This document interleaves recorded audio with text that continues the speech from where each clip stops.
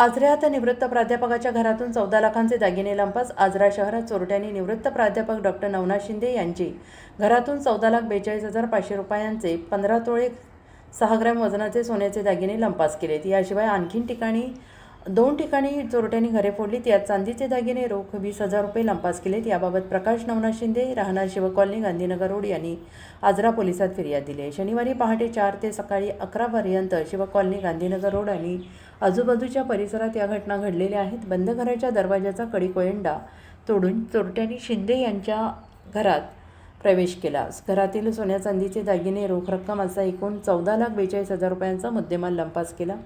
युवराज जानबा जाधव यांचे 9 ग्रॅम 5 वजनाचे दागिने आणि 3 तोळे वजनाचे चांदीचे दागिने तसेच संजय यशवंत भोये यांच्या मालकीची 70,000 रुपये किमतीची मोटरसायकल लंपास केली.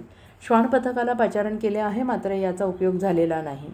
चोरटे मोटरसायकलने पसार झाल्याचा प्राथमिक अंदाज आहे. सहाय्यक पोलीस निरीक्षक बाबासाहेब सरवदे यांच्या नेतृत्वाखाली पुढील तपास सुरू आहे.